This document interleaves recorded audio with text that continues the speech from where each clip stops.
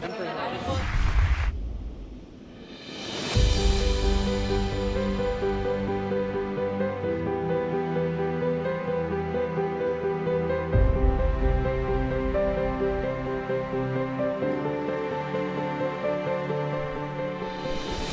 puntualitat, comencem la sessió d'avui de la Càtedra Fontana. Estem molt contents que ens faci una conferència el professor Juan Sicinio Pérez Garzón. Ell va néixer a Gójar, Granada, va ser catedràtic d'Història Contemporània de Castilla-La Manxa, encara ho és, però emèrit. Es autor d'obres com Luis Morote, La problemàtica d'un republicano 1862-1913, de 1976, una biografia de l'escriptor i polític espanyol Luis Morote, Milicia Nacional y Revolución Burguesa, El prototipo madrileño 1808-1874 de 1978, Historiografía y nacionalismo español 1834-1868, junto a Paloma Cirujano y Teresa Elorriaga, Las Cortes de Cádiz, El nacimiento de una nación liberal, 1808-1814, o La història del feminismo, del qual va fer una reedició recent, la primera era del 2011. També ha estat editor de La gestión de la memoria, La historia de España al servicio del poder, del 2009, Isabel II, Los espejos de la reina, del 2004, o Los bombardeos de Barcelona, de 2014, on hi vaig participar.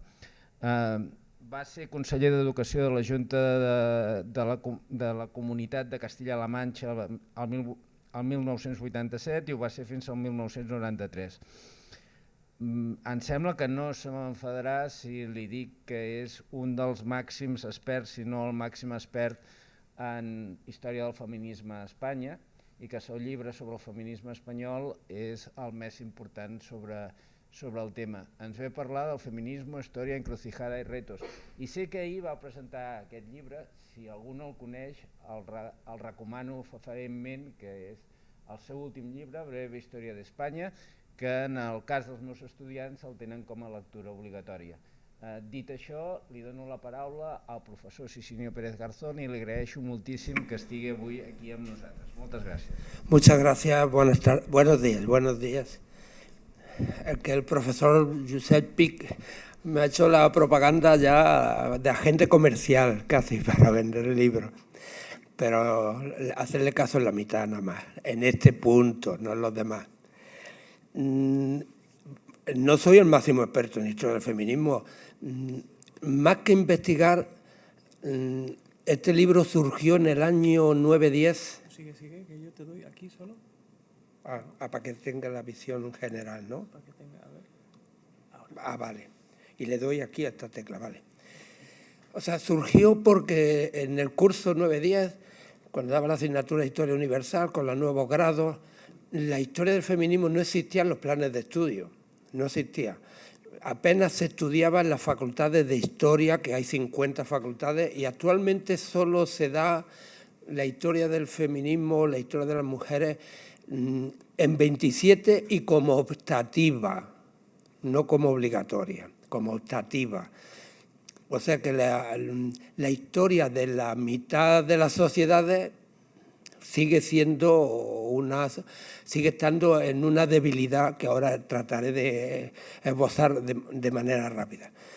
Entonces no soy simplemente de las clases que daba, como lo incluía en el temario de Historia Universal, vi que mi apunte podía transformarlo en libro, nada más. O sea que mi libro se apoya en las muchas investigaciones que se han hecho sobre historia de las mujeres e historia del feminismo.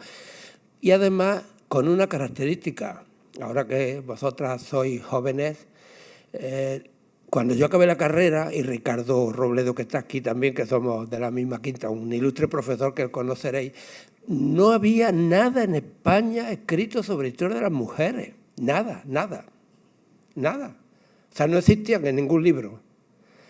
Y en 50 años, más o menos, medio siglo, y después de la transición y la democracia, afortunadamente hay una eclosión de estudios de historia de las mujeres protagonizados por mujeres, sobre todo por las feministas, que han militado por recuperar su pasado y por construir las luchas por conquistar la igualdad, que evidentemente ahora al final os daré unas referencias bibliográficas por si queréis. Y si queréis este PowerPoint, yo se lo dejo al profesor Josep Pic y que os lo pase a vosotros por si os sirve para manejarlo, tenerlo, o para un temario de oposiciones de instituto, para una síntesis, o para mirar la última diapositiva, que es justo referencia sobre dónde están los principales libros, no todos, pero básicos.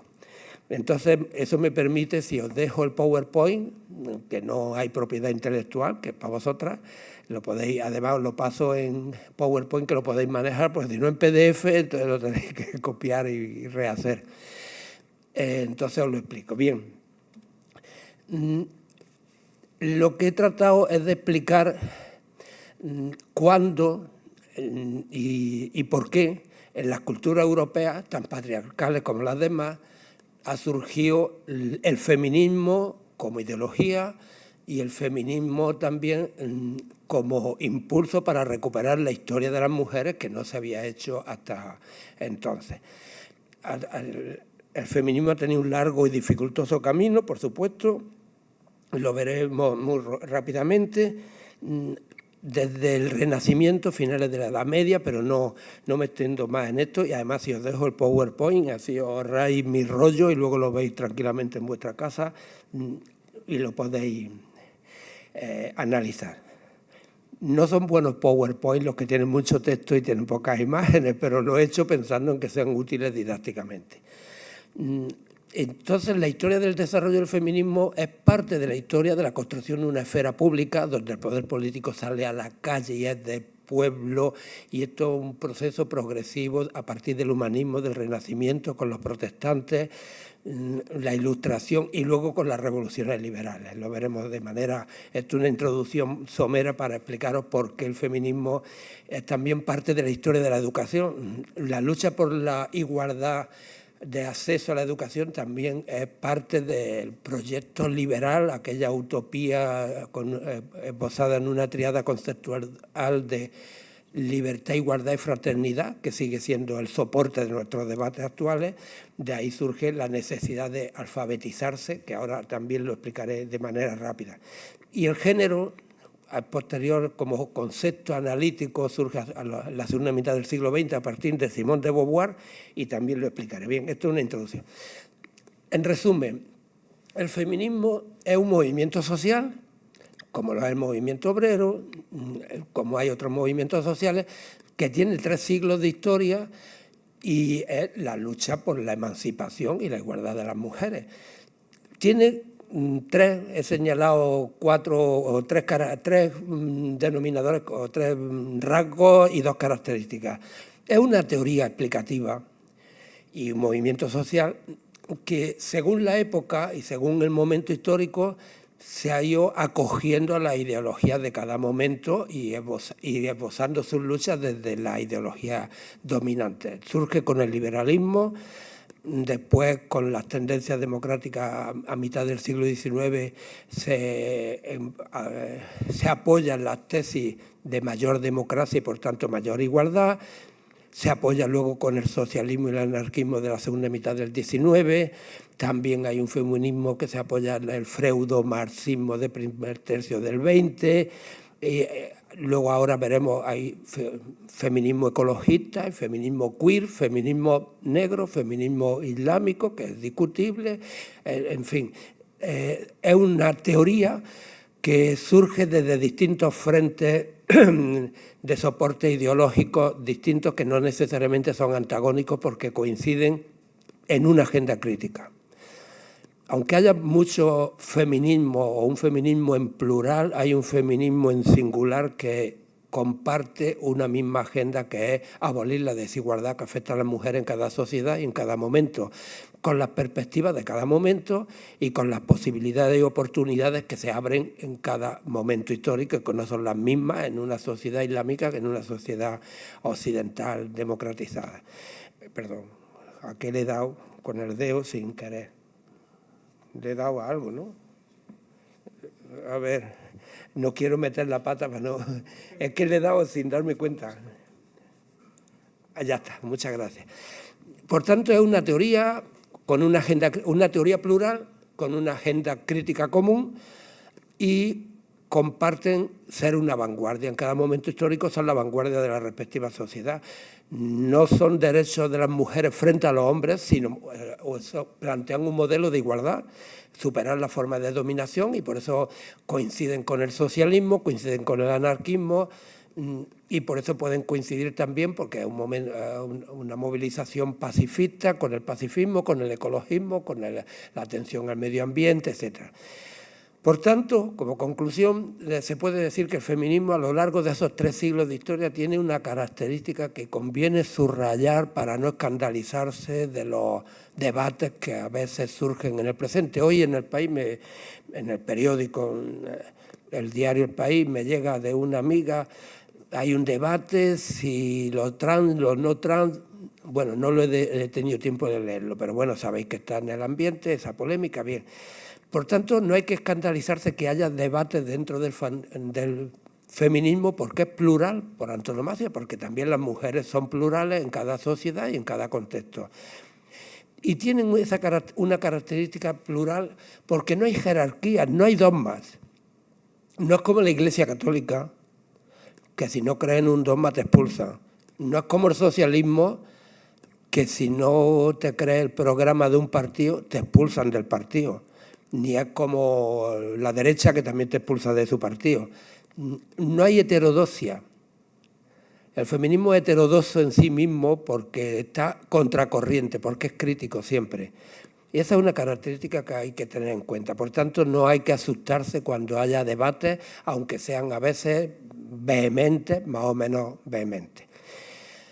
Y la otra característica es que sus conquistas siempre han sido progresivas y normalmente no irreversibles, nada en la historia irreversible, pero no han sido revolucionarias de la noche a la mañana con un decreto, tomar el palacio de invierno, conquistar el poder y decretar.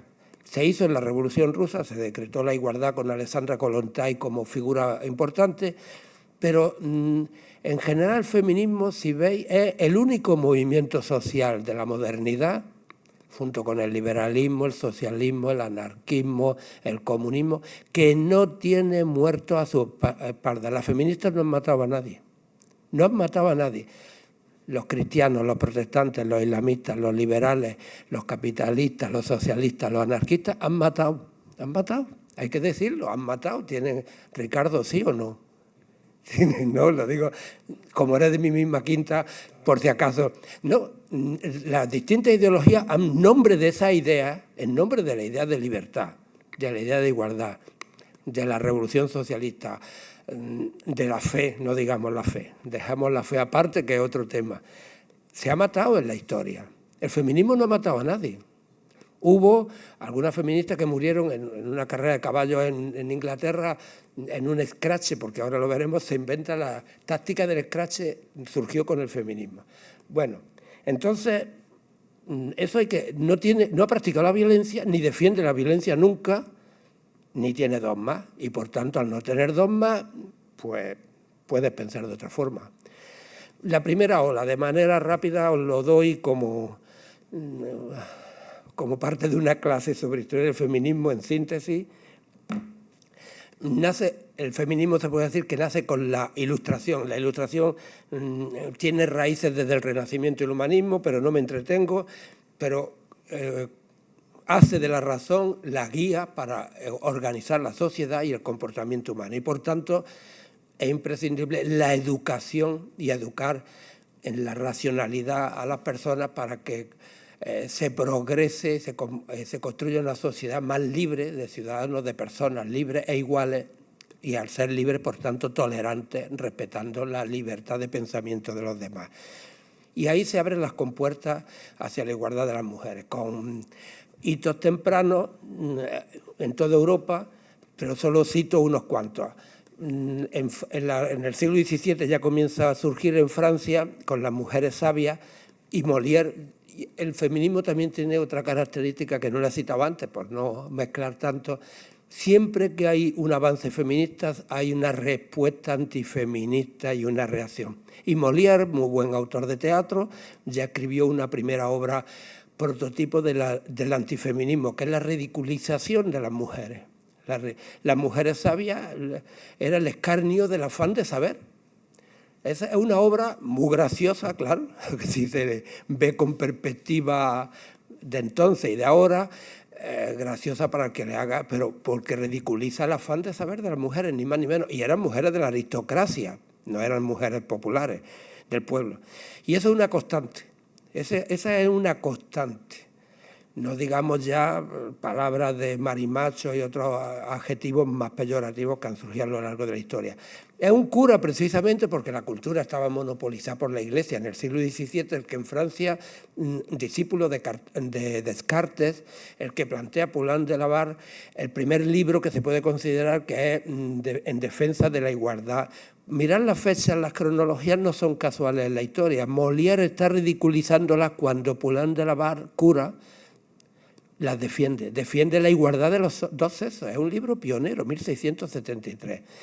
En España, al poco tiempo, otro fraile, que no tiene nada que ver con Feijóo actual, pero se llama igual, los gallegos se repiten los apellidos como el López y el Pérez en otros sitios, en defensa de las mujeres. Era fraile. Y luego, a finales del 18, cito otra que no tiene nada que ver con los Borbones. Este apellido, no sé de dónde le viene a esta mujer, era de Zaragoza, pero escribe también en defensa del talento de las mujeres, de la actitud. Hay una defensa por conocer la igualdad. No cito a Olimpia de Gouges, bueno, aquí la cito, la europea. He citado los más previos. Y con las revoluciones liberales, que ya me imagino que conocéis algo porque habéis estudiado por lo menos en el bachillerato, desde la Revolución Norteamericana, la Revolución Francesa, la inglesa primero en el siglo XVII con John Locke, y luego la española, las Cortes de Cádiz, etcétera, y el siglo XIX con las revoluciones liberales, proclama la igualdad de todas las personas, de todos los hombres. El genérico de la academia ahí sí que tiene su miga. Y en la Revolución Francesa hay autores que las defienden, y solo cito, claro, la más conocida, Olimpia de Gouges, cuando establece la Declaración de los Derechos del Hombre, ella lanza la Declaración de los Derechos de la Mujer, de la ciudadana, así directamente, hablando de que el hombre no abarca a las mujeres. Mary Wollstonecraft, por el mismo año, mirad la cronología cómo coincide, de Inglaterra, reivindica lo mismo. Esta mujer es la madre de, que si quizás os sonará, de Mary Shelley, bien dicho en inglés, que yo no domino bien el inglés, la que escribió lo de Frankenstein en 1821, si no me equivoco la fecha. Es un club de mujeres, etc. La respuesta inmediata de los poderes, el realme patriarcal y la muerte civil de la mujer dentro de las revoluciones liberales y de los estados liberales, con el Código de Napoleón y el romanticismo, fenómenos paralelos también cronológicamente que avanzan a la par. El Código de Napoleón se irradia por toda Europa, además de ser emperador de toda Europa, incluyendo España, porque también mandó aquí. En los códigos, el Código Civil se copia en ese sentido en toda Europa, en toda la cultura occidental, y establece jurídicamente, legalmente, porque antes no había códigos, y esto no lo habéis estudiado, pero los códigos son un invento de las revoluciones liberales, que haya una misma ley para todos, puesto que todos somos iguales ante la ley, en teoría, y por tanto ahí se establece directamente la sumisión de la mujer al hombre, como padre, como esposo, cuando sea hija, cuando sea mujer, ante el hijo, ante el familiar, ante el tutor, en una perpetua minoría de edad. Y eso se ha mantenido en España casi hasta la década de 1980 en muchos aspectos, pero eso es estudiar más la historia del... Y sin derecho al voto, por supuesto, no existe la mujer a la hora de votar. Se discute si votan los esclavos, pero no se discute si votan... Bueno, los esclavos cuando se liberan en Estados Unidos, pero no se discute que la mujer vote. Se limita el acceso a la educación, al trabajo remunerado, a la propiedad, etcétera. Y se crean delitos específicos que han persistido hasta fechas, bueno, hasta antes de que nacierais vosotras, pero hasta fechas muy recientes en general en toda Europa. En eso España ha ido casi a la par del resto de como el adulterio y el aborto. O sea que la misoginia tradicional, amasada durante siglos, desde el neolítico y el patriarcado, se transforma con el romanticismo en una exaltación de la diferencia de la mujer que ha nacido para madre, esposa, compañera, y es prototipo de ternura, el ángel del hogar y es el cariño por antonomasia. De ahí vendrá que dentro del liberalismo, por ejemplo, se permita que las mujeres sean maestras porque son educadoras maternales por naturaleza, que sean enfermeras, que incluso las primeras carreras que estudien sean medicina o farmacia, todo lo que tenga que ver con el cuidado. Y esa tesis de que la mujer ha nacido para cuidar a los demás se mantiene en la elección de muchas de las carreras y en el actual estado de bienestar. Pero, o sea, porque el carácter y la psicología es la ciencia que afianza esa ideología, y el romanticismo surge del romanticismo. La mujer por naturaleza se le asigna ese rol de dócil, delicada y doméstica. Sin embargo, hay voces significativas y este poema a mí me llamó mucho la atención porque está dentro de la literatura española perdido, como si no existiera. Se conoce la canción del pirata de Espronceda, si os suena, quizás os suene, a lo menos a los más mayores, o los de Bécquer, lo de qué es poesía, y tú me lo dices preguntándome, mirándome a la pupila, poesía eres tú, todas esas cosas tan románticas de los poetas románticos. Y no se conoce que una joven de 25 años en Almendralejo, que está perdido en Extremadura, porque no estaba en el cogollo de Londres y París, le llegan los ecos. Los ecos no, España estaba en plena, estaba haciendo su revolución liberal, y en 1844 escribe este poema tan claro y tan explícito de lo que es tomar conciencia cuando se proclama la libertad y decir, ¿y nosotras por qué no? En 1844, y bueno, si queréis, leo un trozo, aunque os lo voy a pasar. Gran novedad en las leyes, que os juro que no comprendo, muchos bienes se preparan, dicen los doctos al reino. Si en ellos los hombres ganan, yo por los hombres me alegro, mas por nosotros las hembras, ni lo aplaudo ni lo siento, pues aunque leyes se muden, para nosotras no hay fueros. Eso lo está diciendo en 1844 desde Almendralejo. Libertad, ¿qué nos importa? ¿Qué ganamos? ¿Qué tendremos? ¿Un encierro por tribuna y una aguja por derecho? ¿Libertad de qué nos vale si son los tiranos nuestros, no el yugo de las monarcas, el yugo de nuestro sexo? Igualdad hay en la patria, libertad hay en el reino. Pero os digo, compañeras, que la ley es sola de ellos, que las hembras no se cuentan, ni hay nación para este sexo. O sea, que se construye la nación española libre, la sociedad liberal, la igualdad, la educación. Se está construyendo la sociedad española del 19 en nombre de la libertad, del liberalismo, para ellos. La nación española es viril.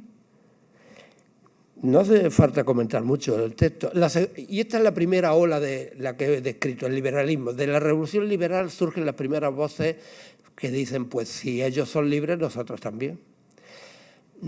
Y la segunda ola es la que ya dice libres e iguales en educación, iguales en acceso. Y es justo a partir de 1848, es una fecha muy significativa. Ahora voy a poner un ejemplo porque no hay tiempo para entretenerse y preguntaros. ¿A que estos dos barbudos los conocéis todas? ¿A que sí? ¿Y por qué? El manifiesto comunista fue un manifiesto clandestino que le encargó un grupúsculo radical de izquierda alemana a los jóvenes Marx y Engels. Lo escribieron, se disolvió, como es normal en la izquierda, a los 2 meses, y circuló clandestinamente. Nadie lo conocía.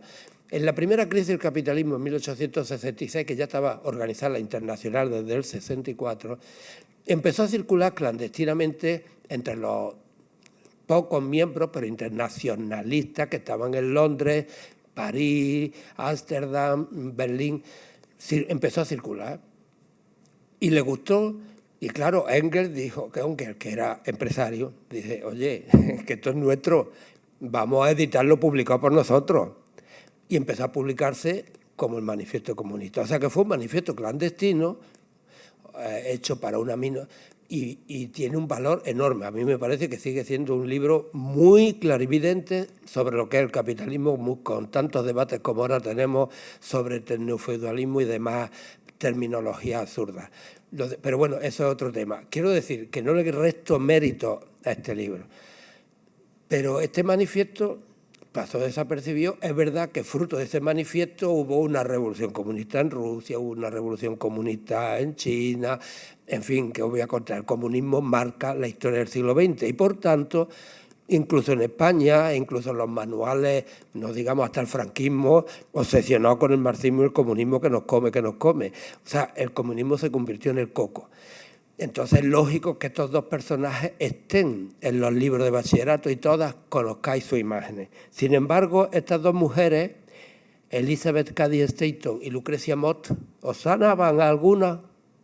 Lo digo, no tenéis que levantar la mano, pero pues estas dos mujeres son las que redactan el manifiesto de Seneca Falls, más importante que el manifiesto comunista. Yo creo que sí, porque a la larga se está cumpliendo más que el manifiesto comunista. El manifiesto comunista se está cumpliendo en el diagnóstico de lo que es el capitalismo, pero no en la previsión del futuro. En la previsión del futuro, quiero decir, no pasa nada. Aquí nadie tiene la verdad absoluta del futuro, por supuesto. Pero en el diagnóstico, pero bueno, como científicos sociales sí atinaron mucho, pero como previsores de futuro, pues bueno, vamos a dejarlo en stand-by. De momento China es la única que hay comunista y no sabemos si es comunista o socialista u lo que sea. El feminismo sí que tiene un programa planteado en la Declaración de Sentimientos. Estas dos mujeres tuvieron, os lo cuento aunque me enrolle un poco más, estuvieron en Londres en un congreso antiesclavista, eran cuáqueras, porque el protestantismo cuáquero es muy igualitario, y fueron a Londres a ese congreso con sus maridos y no las dejaron participar. Tuvieron que asistir detrás de la cortina del salón de actos donde se celebraba el congreso antiesclavista en Londres. O sea, la contradicción era flagrante. Están luchando por la igualdad de todas las personas, pero de las mujeres no. Y no las dejan ni estar presentes ni hablar. Entonces, cuando vuelven a Nueva York, dicen, ya está bien, vamos a reunirnos nosotras solas. Se reúnen más de 300 en un local alrededor de Nueva York, en Seneca Falls, y lanzan una declaración de sentimientos. Se llama declaración de sentimientos porque la Declaración de Independencia de Estados Unidos se llamó así originariamente.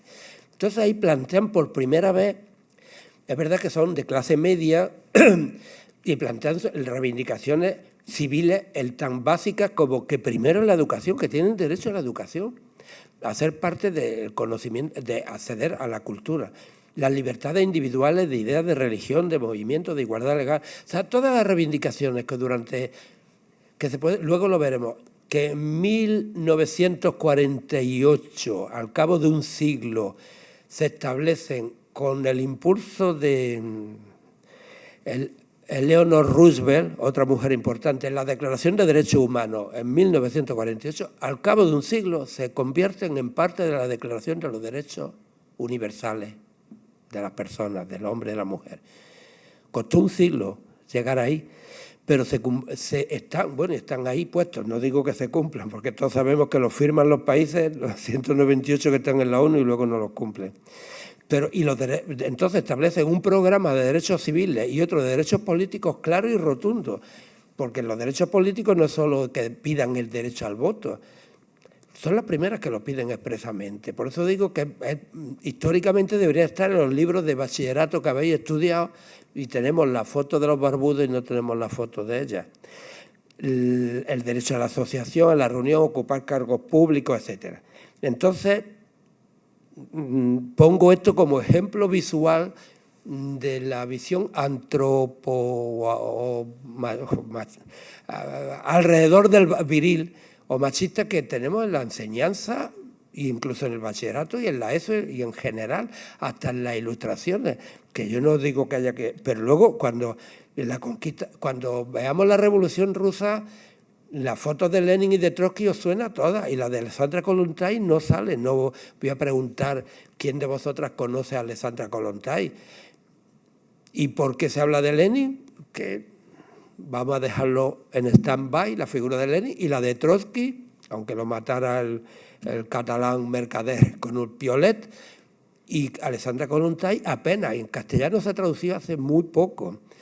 Y es la primera mujer que establece, por decreto, la igualdad radical de las mujeres en la Unión Soviética, radical total, incluyendo el derecho al aborto, al divorcio libre. Claro, es que el amor es libre, entonces no puede forzar ningún matrimonio. Bueno, entonces la conquista del voto tiene una historia larga, la abrevio ahí. En España están las masonas, son liberales, las anarquistas, las socialistas, las católicas. Hay una larga historia con la Asociación Nacional de Mujeres Españolas. La primera manifestación sufragista pidiendo el voto es en 1921. O sea, bueno, tiene el desarrollo de la lucha por la igualdad también va en paralelo con el crecimiento de las clases medias. El primer tercio del siglo XX, del siglo XX español, el periodo de mayor movilidad social, quizás, bueno, uno de los mayor movilidad social en la historia de España y de surgimiento y afianzamiento de las clases medias. Entonces las mujeres de las clases medias son las que han tenido posibilidad de estudiar, como Clara Campoamor, Victoria Kent, Blanca de los Ríos, bueno, todas las mujeres que están incluidas en esta, María Maeztu, y son las que pueden impulsar, porque el acceso... Es que vosotras tenéis la suerte de no habéis conocido personas analfabetas, pero el analfabetismo crea una incapacidad social muy importante. Entonces las clases medias son las que pueden permitirse el lujo de poder protestar en nombre de los demás. No es porque sean tampoco más altruistas, sino que adquieren la conquista de la razón. En definitiva, la educación por eso es tan importante en la igualdad social como plataforma, ¿no? Luego vienen otros problemas de desigualdades. El feminismo en este periodo de sufragismo, de lucha por la conquista del voto, liderado por los países anglosajones, que tiene una onda expansiva que llega a España, que es lo que hemos visto, pues en esa nueva... impulsa nuevas formas de acción política, inaugura nuevos métodos no violentos. Los scratches no son violentos, sabemos que ahora estamos discutidos, pero al fin y al cabo es poner entre la espada y la pared a las personas diciéndole, oye, si te hemos votado con un programa, cumple. Lo hacían a los diputados y luego eso se ha extendido de otras formas, pero en fin. La organización en redes horizontales, puesto que no tienen jerarquía ni cúpula, las feministas nunca se han organizado en general como partido feminista, sino que han luchado desde dentro de los respectivos partidos por la igualdad, desde sus distintas ideologías. La lucha por la educación y la información ha sido una constante de acción política, de activismo político, la presión institucional, el lobbying, o el trabajo en pequeñas iniciativas, grassroots en inglés, pero bueno. En ese contexto, junto al feminismo liberal de clases medias sufragistas, surge un feminismo socialista muy importante. Aprovecho para recomendar una de las mejores novelas históricas que a mí más me han gustado, que es la de Vargas Llosa, El paraíso en la otra esquina, que es la historia de Flora Tristán y su nieto, que era el pintor Paul Gauguin. Un poco pendón el nieto, pero bueno, es muy interesante la novela y muy entretenida. Os la recomiendo como jóvenes que sois, porque capítulo de la abuela, capítulo del nieto, capítulo de la abuela, y está muy bien. Y Vargas Llosa, por algo es, no todos los premios Nobel son igual de justos, pero bueno, se merece el premio Nobel. Entonces Flora Tristán escribe un libro pionero donde no se le hace mucho caso. Era de origen hispano, peruano, francesa. Pero pongo aquí la cita de Augusto Bebel sobre la mujer del socialismo para que veáis que hubo varones que también fueron conscientes del machismo que estaba enraizado en la izquierda originariamente, tanto en anarquistas, Proudhon eran antifeministas, como en los socialistas. Y Augusto Bebel, que era alemán, plantea este texto que lo pongo como cita para también mostrar porque a veces confundimos como si el feminismo hubiera sido de izquierda toda la vida. El feminismo nace como liberal fundamentalmente y se va ampliando en ondas concéntricas el socialismo y el anarquismo, pero es normal. Las raíces están en la tríada utópica de libertad, igualdad y fraternidad, que claramente es parte de las revoluciones liberales, aunque luego en la práctica la cercenen, como también pasa en la práctica que el comunismo en China da otros resultados distintos a lo que se predica. Entonces, este texto no lo leo porque está puesto ahí y lo vais.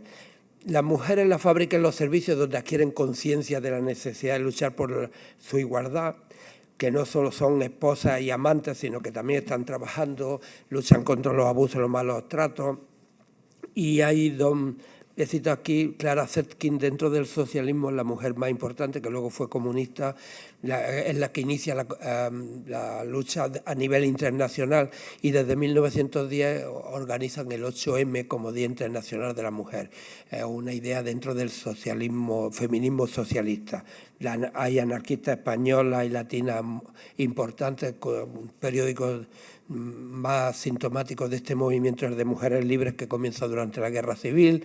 Aquí, pues, con la referencia a Alexandra Kollontai, como ministra de Sanidad en la Revolución Soviética, plantea lo de igual salario, derecho al aborto, la socialización. Cuando establecen la guardería, hubo una ola que llegó a España de que los comunistas nos quitan a los niños y los crían a todos como si fueran conejillos de India. Esa era la idea, y era para que pudieran trabajar, para que pudieran tener la liberación de las cargas maternales.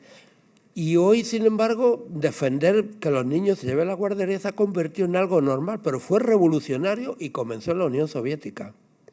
Y eso no se dice. Y hoy todo el mundo, no hay quien, al contrario, a mayor nivel social, más a gala se tiene que mi niño va a una guardería excelsa. O sea, que se lo están criando otros. Entonces, pero esto originariamente era quitar a los niños de la obligación materna de estar dedicados 3 años en exclusiva, porque un niño necesita por lo menos 3 años de dedicación exclusiva. Hay otra persona importante dentro del anarquismo, que es Emma Goldman, como activista anarquista, que luchó contra la sumisión sexual, contra el decoro, eso que las mujeres deben de ser decorosas y no ser procaces ni mal habladas.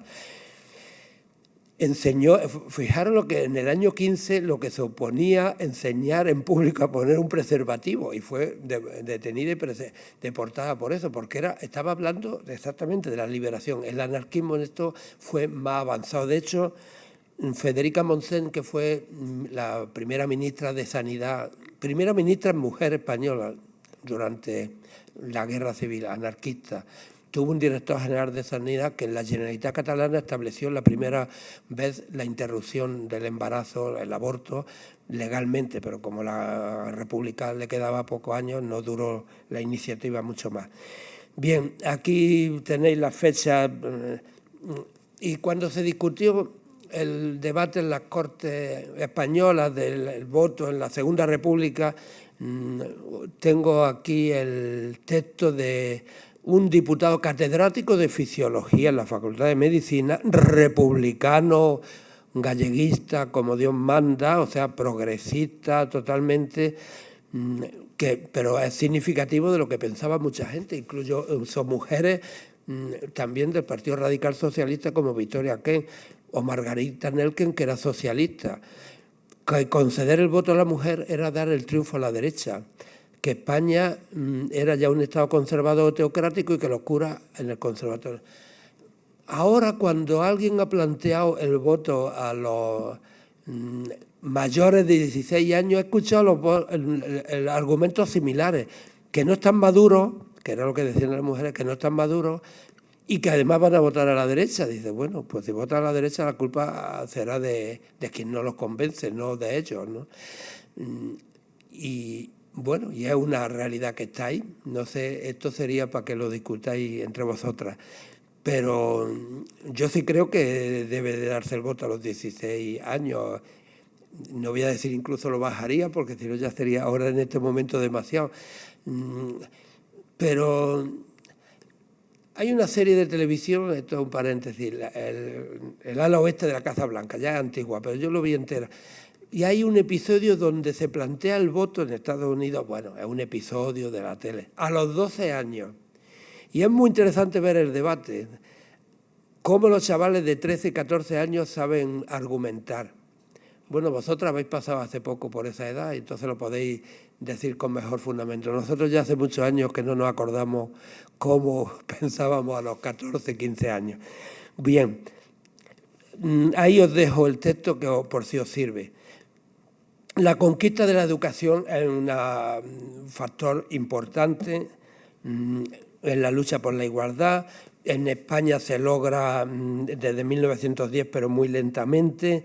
En 1920 hay 345 alumnos en total de 10.000 universitarios. Ya era de élite ser universitario, pero en 1935 subió a 2.500, el 8 por 5 de 3. Hoy son más de la mitad de un total de, bueno, más de la mitad de los universitarios, lo sabéis, y aquí estáis vosotras como ejemplo fehaciente, son mujeres. No me entretengo en esta parte. Antes dije lo del siglo de Seneca Falls a la Declaración de Derechos Humanos, de Elizabeth Cady Stanton, Lucrecia Mott, a Elizabeth Roosevelt. Hay un siglo.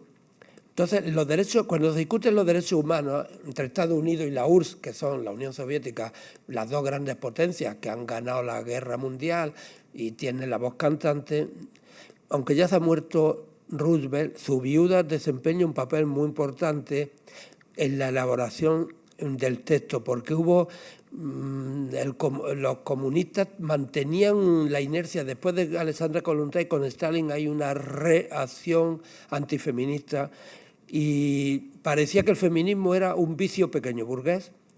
Defender los derechos individuales es algo propio del liberalismo burgués y por tanto lo decisivo, lo crucial es defender lo colectivo y lo social, y todo lo que afecta al individuo como persona es desgajarlo de su contexto social. Y por eso se incluyeron al final los deberes respecto a la comunidad, pero los derechos humanos se incluyen ya los derechos de igualdad de la mujer, la no discriminación por sexo, etc. Entonces todos los países contendientes reconocen. Comenzó después de la Segunda Guerra Mundial lo que se llama una tercera ola, sobre todo por la finalización de la conquista del voto y extensión al resto del planeta y de la educación.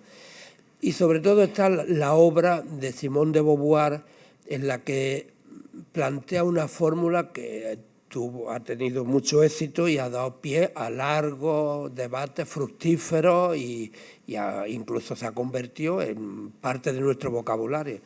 Cuando ella dice que el género es un constructo, suena a palabra académico excelso, pero quiere decir que se ha construido la mujer como una realidad y una ficción y un relato hecho desde la perspectiva de los intereses y de la visión del varón.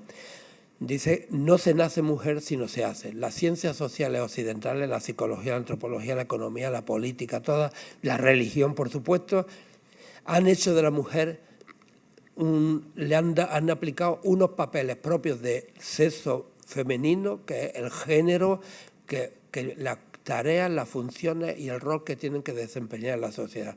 Por tanto, no porque biológicamente se sea mujer, no tiene que tener un determinado comportamiento, sino que a lo largo de los siglos se han avanzado cómo debe de comportarse la mujer, cosa que no se ha hecho con el varón para darle una situación de predominio.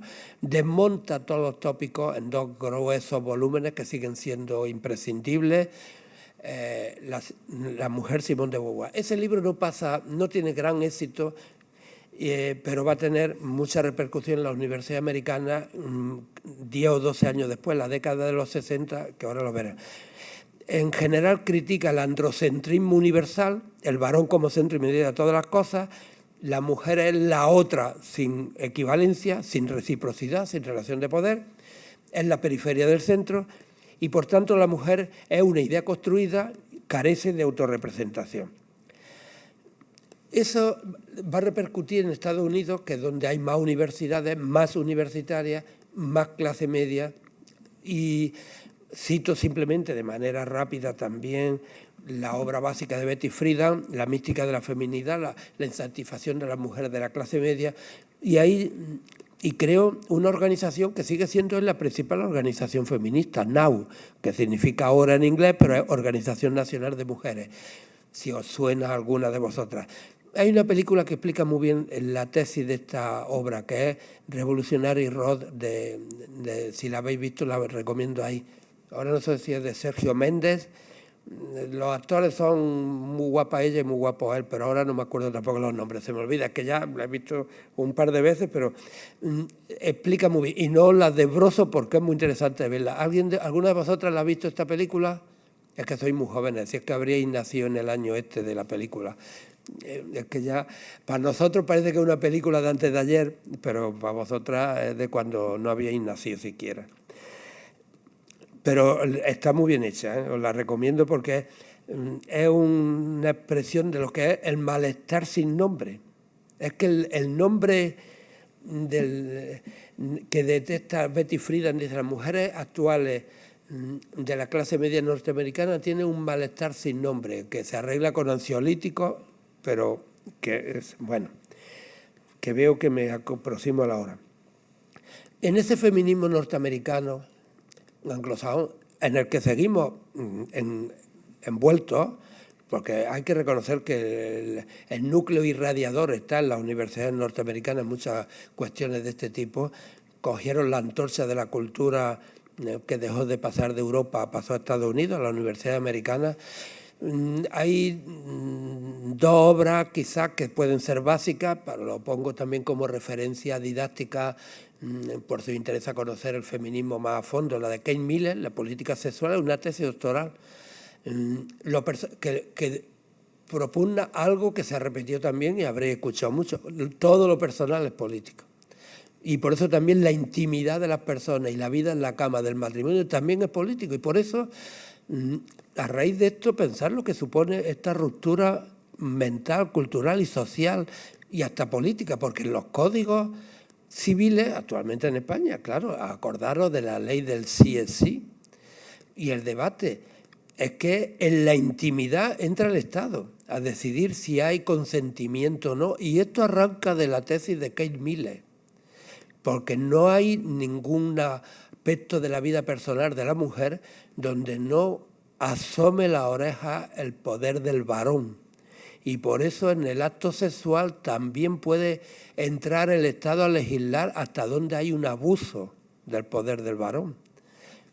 Insisto, el tema, por supuesto, que no se resolventa con una frase, pero la consigna de que lo personal también es político, que lo político no es discutir de las aceras y del medio ambiente y de la organización del sistema, no, es meterse en la vida también de hasta dónde llega la opresión de la mujer en la vida personal e íntima. Y, por supuesto, el derecho al placer y al sexo, que muchas de nuestras abuelas ni supieron lo que era la palabra ni orgasmo ni derecho al orgasmo. El Sulame Firestone también tiene otra tesis en ese mismo año. Son los años de los hippies, de la lucha contra Vietnam, de las revueltas estudiantiles del año 68-70. Son dos autoras prototipos de esa revuelta de la juventud norteamericana del 68-70, que va acompañado incluso de la música y de muchas más cuestiones más amplias, que sería la revolución cultural del 68. En Francia también ya comienza la lucha por el aborto, el reconocimiento del derecho al aborto claramente, pero pensar la fecha tan reciente, en el 71, que luego esto en España se va a reflejar en la transición, porque España ya está el feminismo integrado a raíz de la transición a la democracia en las corrientes feministas internacionales. No por casualidad en el año 75, por eso la cronología en la historia es tan importante. Tiene tanto peso este feminismo norteamericano, que lo tiene, y tiene tal repercusión en ondas expansivas que llega a España, aunque haya dictadura, porque llegan las traducciones, llegan los libros, que la ONU declara el año 75 Año Internacional de la Mujer. Entonces la ONU pintaba más que hoy, era otro contexto. Que la ONU declare Año Internacional de la Mujer es significativo y no es por presión sino por el impacto en el que se movía las universidades que estaban marcando el rumbo intelectual del momento.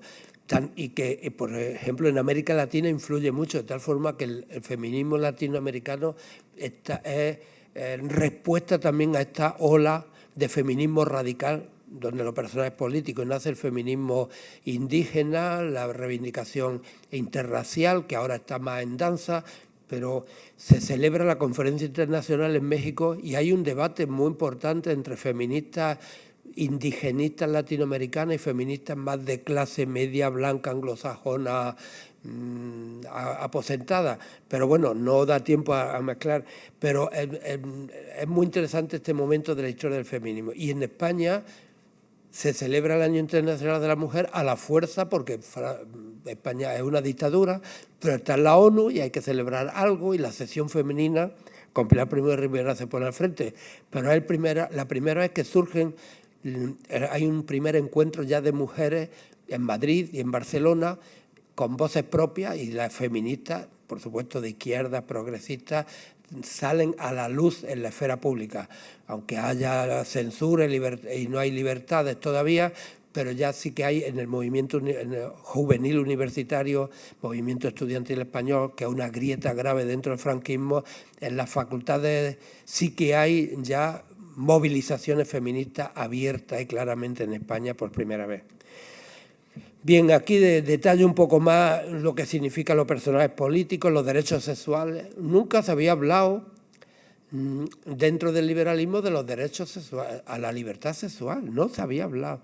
También esto es parte, habría que mezclarlo también con 1968, el movimiento de Stonewall, del movimiento de liberación gay, que va paralelo al movimiento del 68, pero en fin, hablo del patriarcado, el trabajo doméstico, considerarlo como trabajo, la doble jornada, la igualdad en el matrimonio, el autoconocimiento sexual, los derechos reproductivos, en fin.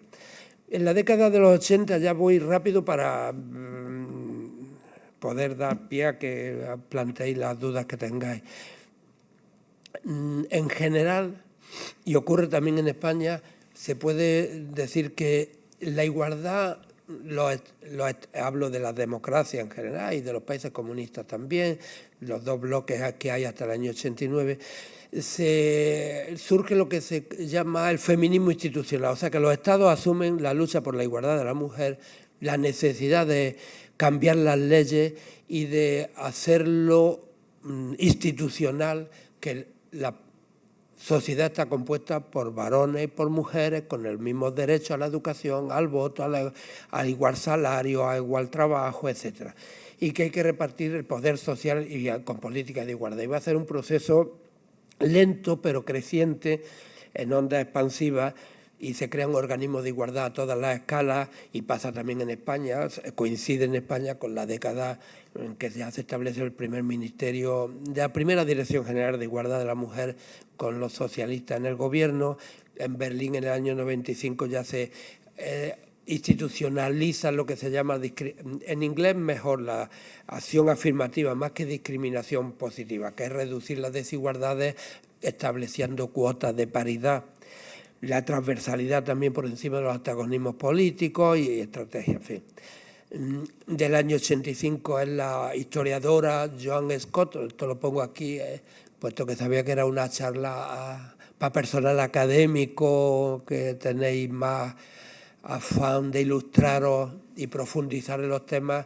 Os doy la referencia de Joan Scott como historiadora que construye o impulsa el concepto de género como categoría para el análisis social e histórico, como forma primaria de relaciones sociales y como forma primaria de relaciones de poder, y cómo funcionan los cuatro planos de mitos, de relatos, normativas, instituciones, en fin.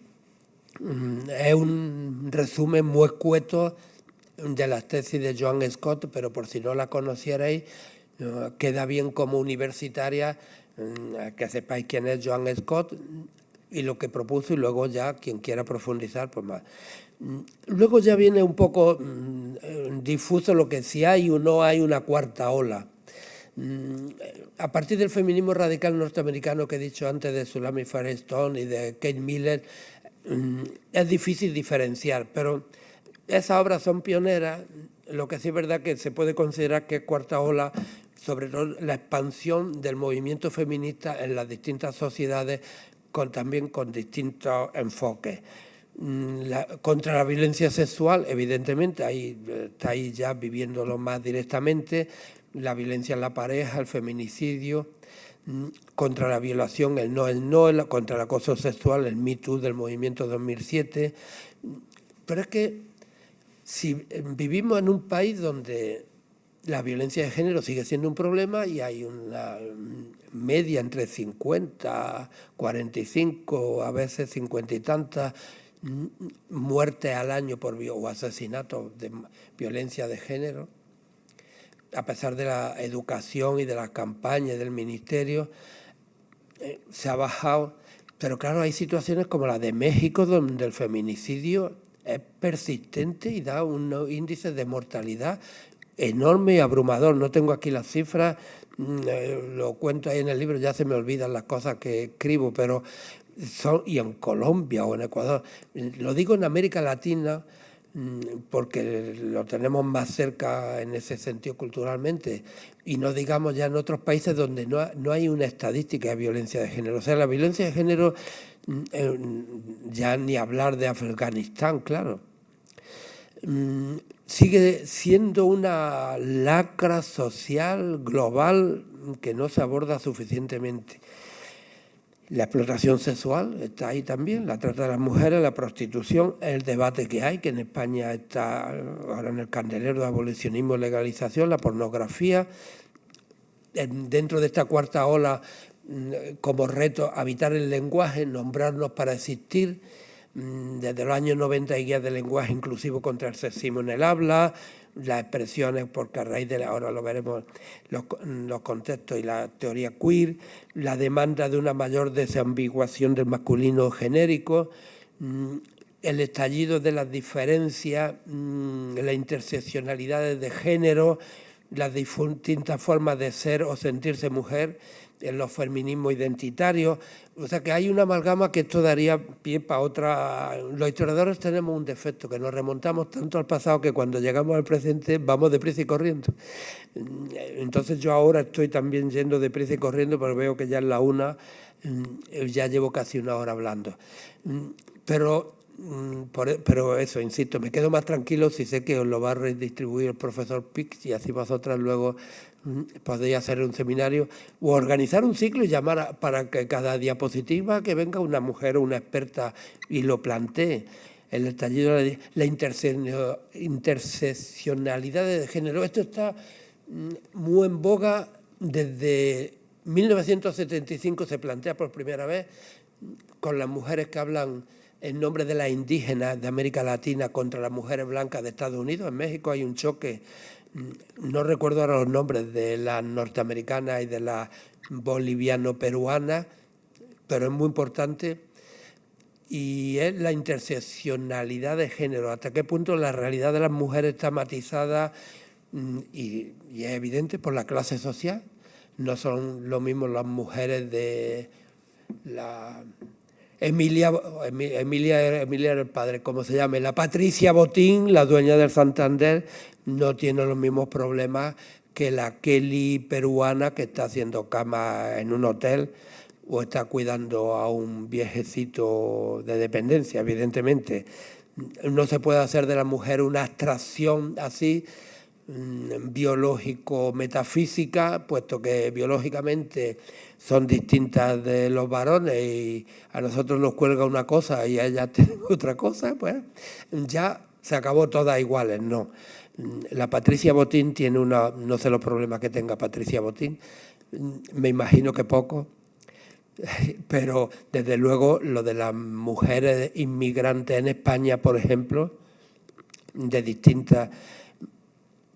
distintos países, las marroquíes, y las peruanas y las colombianas son distintas. Entonces esa es la interseccionalidad de género. El género sin la clase social no se puede comprender, el género sin la raza tampoco, porque la negritud da un margen de diferenciación, discriminación evidente y distinto. El estado civil tampoco, no es lo mismo estar casada que soltera, y eso vosotras sois muy jóvenes, pero las mujeres de mi generación sí lo han sufrido. Yo recuerdo haberle escuchado a una amiga más o menos de mi edad decir, es que yo quiero estar o viuda o casada, pero no sola, no soltera, o separada, no, o viuda o casada o separada, pero algo. O sea, si no has pasado por el estadio de estar emparejada, parece que es un fracaso social en muchas mujeres de las generaciones anteriores, no digo de la vuestra. La edad, por supuesto. Son casos clamorosos cuando una mujer tiene diferencia de edad con su pareja masculina. Es un escándalo si él es más joven. Cuando es al revés, es lo normal. Es el triunfo del varón que tiene derecho a conquistar a las personas de 20 años. La mujer no tiene ese derecho. De las distintas maneras de hacerlo, en definitiva. La teoría queer está en el candelero y la Judy Butler es también la pensadora, que está ahora mismo en las librerías, o sea que no hace falta que os explique más, y además viene con frecuencia a España. La podéis invitar, si Josep Pip se atreve, pues que la invite y os dé una conferencia, porque cuestiona la dualidad de los sexos, y el tema está ahí: la transexualidad, la intersexualidad, las identidades, las representaciones, los derechos, la refutación si los cuerpos estructuran, si se discrimina por sexo biológico. Judy Butler ha rectificado, pero tampoco, bueno, en definitiva, otras más cuestiones. Los objetivos 2030, los retos globales, pero abrevio porque aquí sí hay un dato que me interesa subrayar, que antes no me acordaba. Solo el 52% solo de los 198 países que hay en la ONU, solo 45 dan datos, según estos datos los saqué ahí no me acuerdo, una página en inglés que hay de la ONU sobre estas cuestiones. No he puesto ahí la referencia porque ya era mucha referencia bibliográfica, pero solo 45 países dan datos, y de esos 45 solo la mitad con precisión sobre las mujeres, sobre las relaciones sexuales, el uso de anticonceptivos. O sea que sabemos muy poco de la violencia en la vida familiar y en general, pues lo que da lugar a los asesinatos machistas, que surge del seno de la familia. Sobre los cuidados asistenciales y el trabajo doméstico no remunerado, que sigue siendo el triple de tiempo para las mujeres que para los hombres. Ya sabéis que en España se acaba de ampliar el permiso parental, maternal, por la crianza, pero en fin. Solo el 23% de la media mundial está en puestos directivos las mujeres. En fin, que hay mucho camino por recorrer, en definitiva, y por tanto los debates son importantes. Aquí surto algunos feminismos, variaciones del feminismo para quien tenga más interés en saber. Vandana Shiva es un personaje muy importante, Wangari Maathai, Berta Cáceres es la soberanía. Está la simbiosis entre ecología, medio ambiente, cuidado de la madre naturaleza y feminismo. El ciberfeminismo es curioso, es una tendencia minoritaria, la dona Haraway, pero por el paso que vamos de la inteligencia artificial y de la revolución genética, puede ser que la maternidad se llegue a quedar como en una etapa prehistórica, pero esto es avanzar del futuro, que ahí nos equivocamos todos los historiadores. Feminismo negro, feminismo postcolonial. El caso del Islam es polémico. Dentro del Islam hay tendencias que desde dentro del Islam quieren, y otras también musulmanas que no coinciden en eso. Aquí hay una mujer que escribe sobre esto, que marroquí en Cataluña, que escribe en el diario El País, que no sé decir bien el nombre, Halmas, Halmid, no sé. Pero también sería interesante que conocierais, tiene algunas novelas y cuenta su experiencia también, porque lo tenemos, es una realidad que está muy cercana. Pensar que las mujeres marroquíes ya las tenemos en nuestra como vecinas, ¿no? Y como problemas a tener. En fin, como retos ya por resumir, la agenda feminista tiene, claro, la paridad, es una agenda larga contra el techo de cristal, que tiene mucho trecho por recorrer, el internacionalismo, no hay frontera en la lucha por la igualdad de la mujer, y eso ahora que a raíz de lo de Gaza se ha visto la necesidad de abrir las luchas nacionales a espacios globales, sobre la mujer no se ha llegado a ese nivel, no hay la misma movilización. Es verdad que no tenemos todos los días en el telediario imágenes sobre cómo sufren la discriminación las mujeres en Afganistán o en Arabia Saudí o en Nairobi o en Colombia. Y es mucho más truculento y, lógicamente, más dramático y más trágico ver cómo matan a los niños en Gaza. La agenda de los medios de comunicación influye también en nuestro pensamiento, pero no habría que olvidarlo porque está ahí. Entonces, la democracia y el feminismo son invenciones muy modernas, son nuevas realidades que subvierten una invariante antropológica que están arraigadas en gran parte del planeta. Y sobre todo cuando las religiones son las que ahorman, constriñen y controlan el sexo. Bien. Damnificado el feminismo, ya voy terminando, pues la masculinidad, hay una feminista en el País Vasco, Nerea Aresti, que ha estudiado las masculinidades en crisis y tiene obras muy interesantes que os las recomiendo que leáis, pero no hace falta que lo leáis. Hay retos educativos pendientes, habría que replantear cómo se enseña la historia, ahora que se habla y se repite, bueno, el franquismo no se explica, la historia sí se explica en el bachillerato y vosotros lo habéis visto, lo que pasa es que se explica de cómo se explica, y bueno, pero es que es mucho más grave que no se explique la historia reescribiendo el papel de las mujeres desde el paleolítico hasta el ansiolítico, desde Atapuerca hasta Pedro Sánchez. Hay que explicar la historia incluyendo a las mujeres en todas las épocas, no como una guinda en cada periodo. Es que la prehistoria no se entiende sin el papel de las mujeres, ni el neolítico ni ninguna sociedad. Entonces, son la mitad. Y tienen la política de la reproducción y de la educación de la especie. Es que ha sido durante siglos y eso no se ha considerado como parte de la historia. Por tanto, sin el feminismo la historia no está completa y sin las mujeres no está completa. No se trata de meter más contenidos, sino de reorganizar los contenidos de los dichosos manuales que tenemos. Porque hay una debilidad académica evidente por resistencia del profesorado al conocimiento crítico feminista que persiste, por su transmisión docente, porque no se enseñan las facultades en historia. Aquí tengo en 27 facultades y hay 50 facultades de historia en España. Y en los planes de estudio no está. Y en pedagogía solo en 4, en humanidades 2 y en 2 grados de historia del arte. No se estudia. Y luego no digamos, los manuales de bachillerato y de la ESO no existen, están ocultas. Predomina la historia patriotera y por eso a mí, bueno, es quizá una obsesión distinta, pero cuando tanto se habla de una ideología que falta, que no falta, que el bachillerato no es la panacea para formar a las personas, es una parte de la formación. Pero se repiten y están llenos los libros, seguimos con las batallas, con las guerras, y la historia de las mujeres no es una historia de la vida privada. Entonces habría que integrarla. Eso ya en el siglo XIX, y Bertín Auclair dijo ninguna historia sin ella. Y eso está pendiente. Fue en 1800, esta participó en la Comuna de París, 1874 o 75 lo escribió.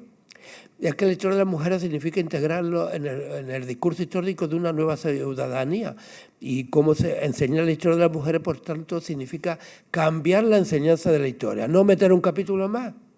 Porque bastante tenemos ya con agobiar a los críos, a los jóvenes, en la ESO, en lo otro yo lo veo porque tengo sobrinos y sobrinos nietos, que al final es historia antigua y se disfrazan de Alejandro Magno y hacen chorradas y con los templarios y siempre batallitas y violentos, o haciendo reinas y reyes llenas de fechas y de nombres y de reyes y de héroes y de monstruos también, de dictadores.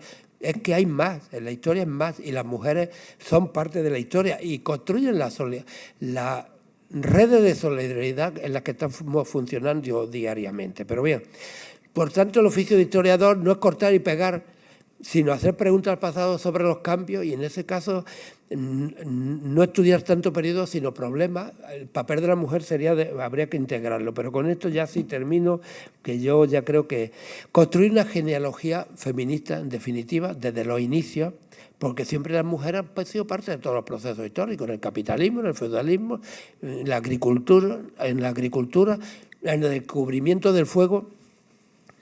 Pensar en el descubrimiento del fuego, descubrimiento del control del fuego. Se han hecho estudios antropológicos, lo digo como anécdota para que se os grabe el papel.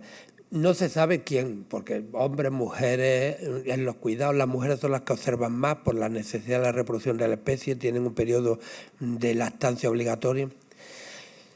Pero en el descubrimiento de la agricultura, de las semillas, de la domesticación de animales y en el control del fuego, parece que las mujeres, porque no hay documentos escritos de la prehistoria, son decisivas. Un primate, cuando coge un filete de carne cruda, que era como estábamos cuando éramos homínidos, éramos todas y todos, tarda 6 horas en masticarlo y engullirlo, 6 horas. O sea que hemos vivido durante miles de años, hasta que se descubre el fuego, la cocción y la fritura y el asado, masticando y pingoneando por la sabana como pudiéramos, a 6 horas por filete. El tiempo libre nace cuando se controla el fuego y puedes cocinar. Y en 1 hora de asado la carne te la puedes masticar en 5 minutos. Y nace el tiempo libre. Y hay tiempo para otras cosas, entre otras para hacer textiles, cerámica y hacer gastronomía. Bueno, lo digo eso porque a propósito de la metodología, se trata de integrar a las mujeres en toda la historia de los descubrimientos que ha sido decisivo. Bueno, y entonces en esa construcción de una genealogía feminina de la historia es donde habría que transmitirnos esa historia lineal de batalla y grandes episodios y grandes reyes y grandes faraones, porque detrás de los grandes faraones, ¿quién construyeron las pirámides? Entonces el feminismo sería la superación de esa historia de dominación y subordinación de las mujeres y construir algo nuevo. Por eso aquí os pongo los libros básicos de fácil acceso, os doy la referencia en algunas editoriales que son de las más importantes, pero tengo 4 puestas ahí como libros y con esto sí que ya llevo casi la hora justa y tenéis que empezar vosotras a discutir algo. Venga. Habrá, venga, gracias.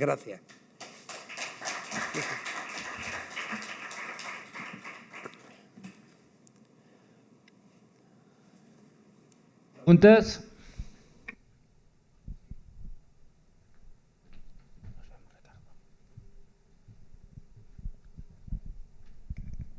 Buenas. No sé si ha escuchado usted lo que está pasando ahora en Corea del Sur y en Japón. Hay un movimiento que se llama 4B, que son mujeres que han decidido dejar de tener relaciones sexuales, dejar de tener parejas masculinas y dejar de todo lo que es crear nueva vida, porque estas poblaciones que tienen menos de un hijo, estadísticamente tienen una población muy reducida, se le den los derechos que ellas quieren si se quiere mantener las comunidades estas y que la población siga creciendo, porque se comenta que si no en el 2050 estos países van a dejar de estar poblados. Entonces, ¿qué opina usted sobre este movimiento? Porque es totalmente radical. No lo conocía, porque también es verdad que la información nos llega por distintas vías, pero claro, leo periódicos pero de esto de Japón y de Corea del Sur dice, bueno, ya sabes que hay una obra, ahora Lisístrata se llama la obra de teatro, ¿no?, que donde la mujer hace una huelga de sexo para que los hombres dejen de ir a la guerra. O sea que no hay nada nuevo en la historia, pero es significativo, ¿no?, en la respuesta de muchas mujeres ante el dominio del varón y que se parezca en cierto modo lo que tú estás diciendo. Pero claro, me preguntas, no puedo tener así más criterio porque aquí también es una cuestión en la que yo no tengo la autoridad de saber más que vosotras. Es un debate que abren importante y que puede afectar a todas y a todos, y a las que sois más jóvenes, lógicamente más. Yo te devolvería casi la pregunta, porque no por estar aquí en lo alto sé más que tú. ¿Tú cómo lo ves? No lo digo porque me interesa saber, porque no lo había leído, porque también como en historia se publica tanto y nos volvemos locos a veces por estar al día en nuestra profesión, no para, y de franquismo y de la guerra civil, y otro libro, y otro libro, y otra guerra, y al final no me entero de muchas cosas, ¿no? Dime. Considero que si nos ponemos en el peor de los casos, que no se acabe obligando a ciertas mujeres a mantener relaciones sexuales para que para que los países sigan teniendo población, como pasó, por ejemplo, esta famosa novela tan distópica que es El cuento de la criada, que se obliga a las mujeres a mantener relaciones sexuales para que así las familias aristocráticas sigan teniendo hijos a los que criar. Que no suceda esto cuando es tan fácil como darles los derechos que ellas quieren, que es más cuidado más mano dura con las agresiones, porque, bueno, por ejemplo, en Japón se dice que si un hombre te agrede, lo que tú tienes que hacer es empezar a chillar como una loca. O sea, han empezado a vender, ¿cómo se llama? Como las medias con pelos abundantes para que los hombres no se acerquen a ti. Entonces, distópicamente, considero que quizá hay una violación masiva que puede causar niños nacidos en estos panoramas. Si no, es que no le veo otra solución más que acceder a sus demandas, que son los derechos básicos de una mujer. Sí, lo cierto es que persiste, bueno, y se está viendo ahora, por lo que dicen las encuestas, en los chavales jóvenes hay una respuesta machista como si estuvieran perdiendo su preeminencia. Yo mantengo mucho contacto con los antiguos alumnos que ahora son profesores de secundaria, y le está llamando la atención porque, bueno, ellos tienen 30 y tantos, 40 y tantos años, y son, se puede decir, más feministas por educación, bueno, por estudio, raciocinio, y les llama la atención, pero lo ven que de nivel cultural, los hijos, hay de todos los niveles culturales, de todas las clases sociales, pero una respuesta del varón que no sé cómo habría que afrontarlo, porque está muy arraigado que la mujer es como la máquina de reproducirse la especie. Y en ese sentido el feminismo cyborg es cierto que es muy minoritario, es de los años 80, 90, Hanaguay, pero yo lo veía fructífero en el sentido de que puede ser que llegue el momento en el que nos reproduzcamos, sí, por incubadora. Estoy diciendo una cosa de ciencia ficción, pero no está tan lejos. De hecho, con la inseminación artificial prácticamente ya es usar el cuerpo de la mujer como un recipiente fisiológico, y la fecundación in vitro y el vientre de alquiler. Entonces, si la máquina puede sustituir, sería una liberación para la mujer, y se puede interpretar como una liberación. No tiene la necesidad de estar 9 meses con un metabolismo en transformación y metamorfosis para dar vida a la vida. Puede ser que estemos en la prehistoria de una nueva fase del Sapiens, donde la mujer no tenga esa esclavitud de 9 meses de metamorfosis corporal para que se reproduzca la especie. Puede ser, y quizá esa vía se investiga poco porque, como otras cosas en la ciencia, los varones marcan la pauta. Se investiga más las pastillas para que los varones tengan el aparato en funcionamiento, y no se investiga cómo es el placer femenino. la investigación de las pastillas para que los varones no les pase lo que a Fernando el Católico, que doña Germana de Foix lo inflaron de potinga y parece que se envenenó para que tuviera una descendiente aragonés. Bueno, pues la investigación quizás sería liberar a la mujer de esa carga, podría ser una vía de conocimiento.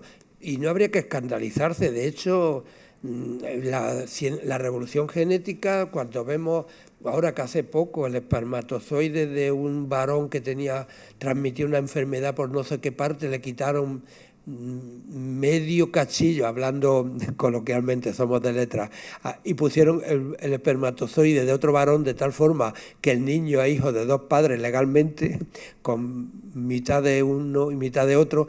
Bueno, para que no tenga esa enfermedad, ¿por qué no avanzar en esa línea, ¿no? Y liberar a la mujer? Yo, claro, no puedo hablar en nombre de las mujeres en este caso, pero sí que las mujeres tienen 9 meses, evidentemente, de cambio en su cuerpo por la reproducción. Y eso puede ser un placer o una obligación asumida gustosamente o no necesariamente para que se reproduzca la humanidad. Y entonces pues puede ser esa vía de la huelga que han abierto estas mujeres de Corea del Sur y de Japón, una vía de tomar conciencia de que el sexo tiene una función de placer y es parte de la prehistoria que haya cumplido también la función de la reproducción de la especie. Se puede reproducir la especie en incubadoras perfectamente y nacemos igual de sanos. ¿Y cuántos niños nacen prematuros y el resto en incubadores, luego están tan sanos y tan campantes por ahí, niños o niñas, ¿no? O sea que, bueno, pero eso, claro, son cuestiones que a debatir, sí. ¿Más preguntas? Buenas tardes. Usted hablaba un poco del nivel de feminicidios en México, que es grandísimo. Sin embargo, ha elegido una mujer presidente con más de 30 millones de votos. Y en el caso de España, que sigue manteniendo un nivel que tiene un nivel de feminicidios mucho más bajo, pero sigue manteniendo instituciones características del patriarcado como la monarquía, y que hasta donde yo no sé, hasta ahora no han elegido una presidenta. Entonces me gustaría saber cuál es su opinión o cómo podría usted explicar este fenómeno. Gracias. Sí, es cierto. Pero me permito hacerte una muletilla, se te nota el patriotismo. O sea, claro, a ver, yo no he criticado a la nación mexicana porque maten. Yo en todos los países tengo datos porque he ampliado en el libro los datos del feminismo latinoamericano. El feminicidio es muy grave, es mucho más grave que si reina un rey o una reina, ¿eh? No hay comparación. Con eso no defiendo, yo soy republicano y federal, además el PIC lo sabe, pero no es comparar matar a las mujeres X cientos al año a que nos gobierne un señor o una señora porque tenga una cosa u otra. Es legítimo defender a Claudia Sheinbaum, pero yo no me estaba metiendo con la nación mexicana. Es que nos sale el ramalazo nacionalista. A ver, cuando se pone un ejemplo de la Unión Soviética, yo no estoy criticando a los rusos ni a los chinos, o pongo un ejemplo de España, que hay muchos. Y efectivamente, la monarquía es un residuo feudal, punto. Sí, ya está, es un residuo feudal. Ahora, y si hubiera un referéndum ya veríamos lo que hubiera, pero Suecia también tiene ese residuo feudal, pero que no lo digo defendiendo a la monarquía, lo digo porque es curioso, es verdad, cuando las independencias latinoamericanas en 1810 a 1824, todas, aunque México pasó por un emperador, se transforman en república. Y de una monarquía absoluta nace una monarquía más o menos liberal en España y 15 repúblicas latinoamericanas. Bien. O sea, la diferencia entre república y monarquía es importante. Pero la diferencia entre monarquía y república no afecta a la vida o a los derechos humanos si esa monarquía es como la sueca o como la española o como la inglesa. Entonces se pueden violar muchas personas, se pueden matar en una dictadura republicana, y en una monarquía democrática se puede vivir perfectamente con los derechos humanos. En ese sentido, elegir tener... sí, sería criticable, por ejemplo, no tanto la monarquía, sino que los partidos políticos españoles no hayan presentado todavía una mujer. Bueno, hubo un amago en el PSOE con Carmen Chacón, dentro del PSOE, pero eso sí, o sea... aclarando, la monarquía es un residuo feudal, punto. Cambiar la Constitución es muy complicado porque las mujeres, bueno, está teniendo suerte la monarquía porque le han nacido solo 2 niñas. Si hubieran nacido niña y niño ya estaría la cosa más complicada. Pero los derechos humanos, en este caso, no están afectados por la diferencia entre que el presidente, quien firma los decretos, sea un hombre o una mujer, sino en qué tipo de decretos se firman.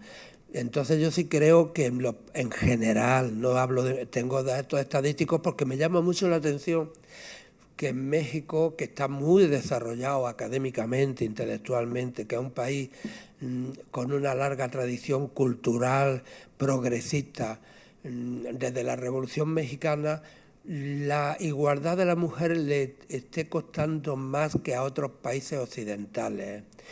Y como está pasando en Colombia o en Perú o en Bolivia o en Ecuador, no tanto en Argentina, pero también, no tanto en Brasil, pero también. O sea que hay el machismo como ideología está arraigado en todas las culturas y lo estamos viendo en Corea del Sur, Corea del Norte, Japón. O sea que cuando pongo ejemplos no me estoy metiendo con un país, sino que es universal y no digamos la cultura islámica, pero no lo cito porque parece que es un tópico ya decir que el Islam es machista, sí, como la religión católica. No tenemos un papa, una papisa, ¿no? Y no solo eso, sino que yo tengo muchas amigas que son muy católicas y no acaban de ver claro el papel de la mujer dentro de la institución eclesiástica, o sea que el proceso es más complejo, pero bueno, bien, lleva razón. O sea que yo sí tenemos un residuo feudal, pero también hay que hacerse un poquito autocrítica. Hay residuos más graves, ¿eh? El feminicidio existente en muchos países es más grave que tener alguien ahí en lo alto presidiendo los desfiles. Bueno. ¿Més preguntes? Sí.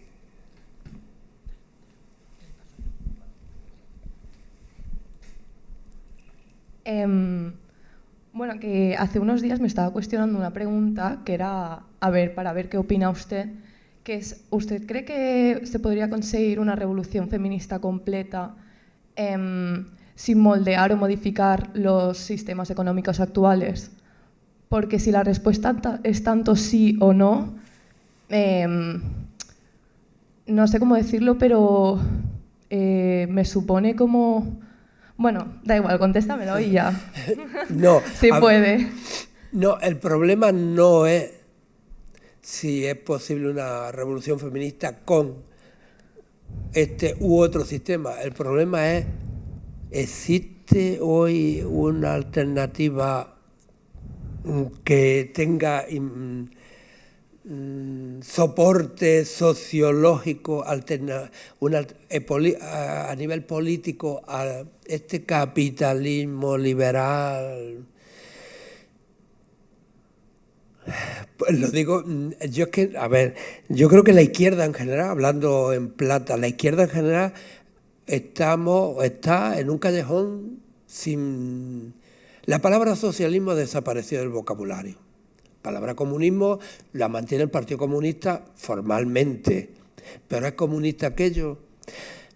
Yo he tenido la ocasión de hacer turismo, pero el turismo en 10 días no significa, no es un estudio sociológico, pero nadie dice que aquello sea una sociedad comunista. Hay una película incluso que muestra muy bien el sistema de explotación ahora que hay en China, ahora no recuerdo. A mí me gusta el cine porque cómo refleja la estructura de las sociedades. Entonces el problema no es tanto tu pregunta importa si es revolución socialista, sino es posible, tenemos en el horizonte la posibilidad de una revolución del capitalismo. ¿Tú la ves? Yo, sinceramente, no. ¿Sí?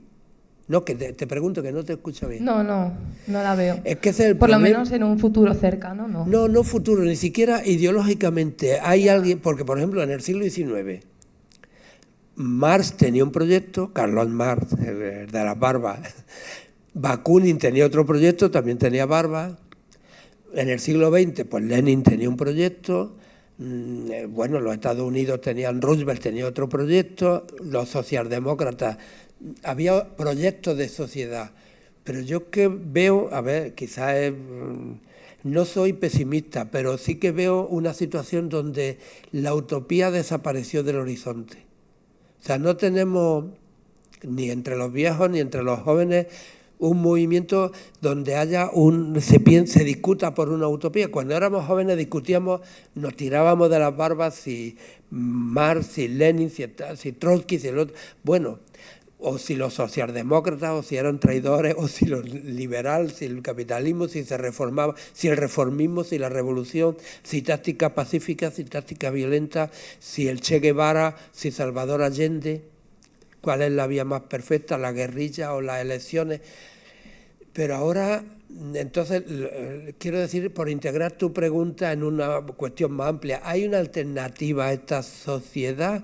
No quiero decir con eso que estemos en el fin de la historia, no, la historia no se acaba.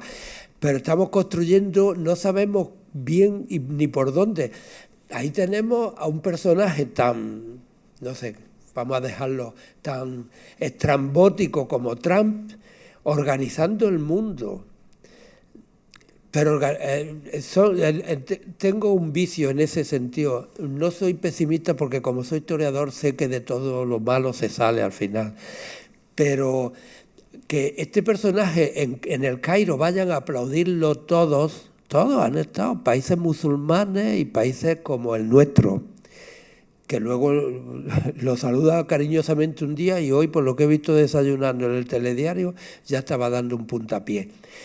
Entonces, tenemos un mundo nuevo, distinto, global, con una revolución tecnológica que, bueno,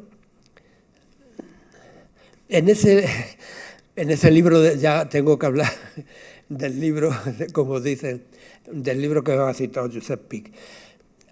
En España actualmente hay 4 otras formas, revoluciones en las que estamos en marcha. La primera, es verdad, las mujeres por primera vez en la historia, soy más de la mitad de las mujeres universitarias, más de la mitad de la población activa y más de la mitad de la población activa titulada universitaria. Eso no ocurrió nunca en la historia, ha pasado en un plazo de 50 años. Es una revolución. Entre vuestra bisabuela y vosotras hay un abismo como del neolítico a hoy. Vuestras bisabuelas, las mías incluidas, eran puros neolíticos. Yo he conocido casi en mi pueblo el neolítico, casi. Y bueno, a mí me llegó el agua corriente el año 70, cuando entraba en quinta. O sea, no hubo agua corriente. A los alumnos cuando se lo cuento, ¿y cómo te duchabas? Digo, no me duchaba. No había en la casa agua. En el año 70 en España. Entonces nuestras bisabuelas no sabían lo que era el clítoris, nunca. Ninguna de nuestras bisabuelas sabía lo que era el clítoris. Los varones sí sabían lo que tenían, ellas no sabían lo que tenían.